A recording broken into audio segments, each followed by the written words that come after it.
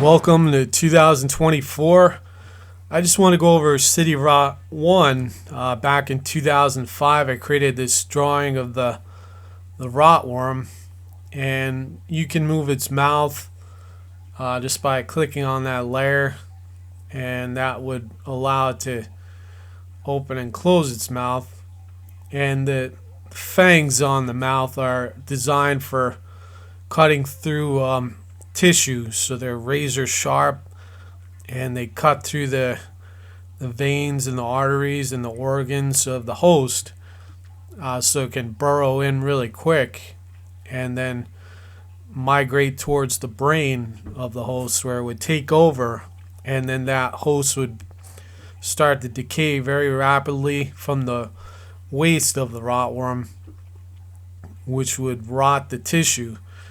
And then the rot worm would lodge inside the brain and take over the control of the body after the host died, and then the host would reanimate and become a zombie.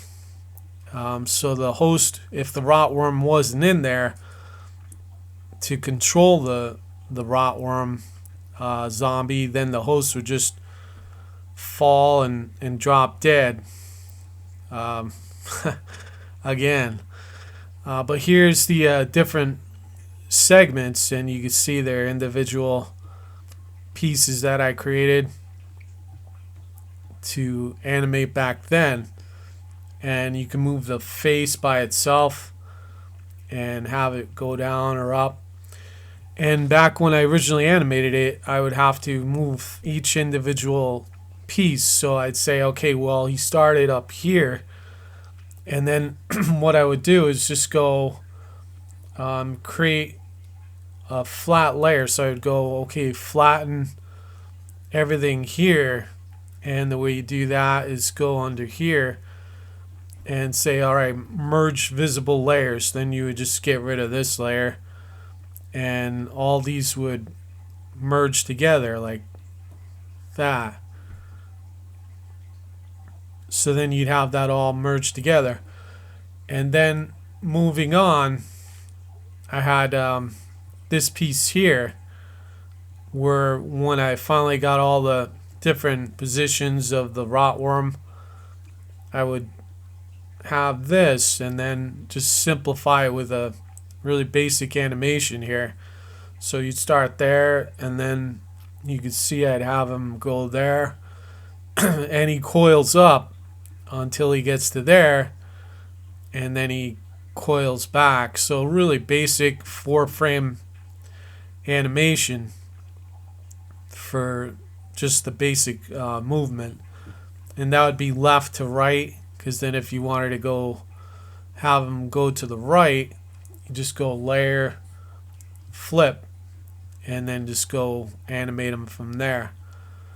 So that was a nice little challenge to work with all those different segments for the rot worm. And then I did have animation of these worms here. Well, that's not the best example of it. And then if I zoom in,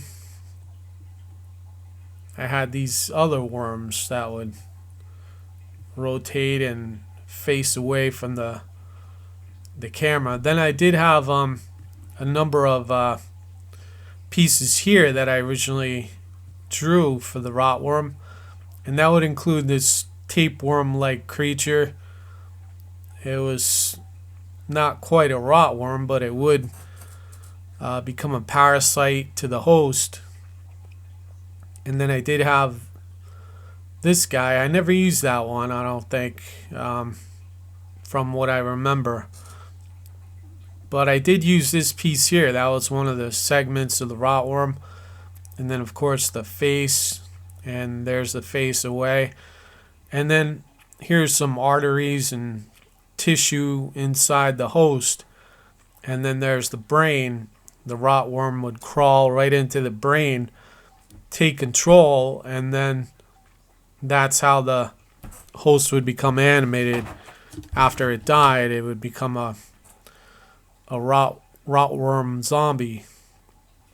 Now, if the rotworm died, if it got infected with zombifate medicine, then the zombie would fall down and no longer function, because the rotworm with its toxic chemicals would keep the body going even though it was rotting away from those chemicals, from its toxic waste.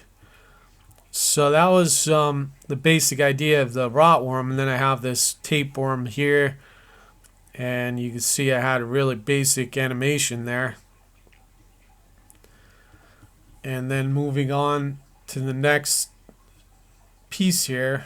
Actually, that was the last one there. So I just wanted to cover really quick the design of the rotworm and how it moves about and animates within the City of Rott 1.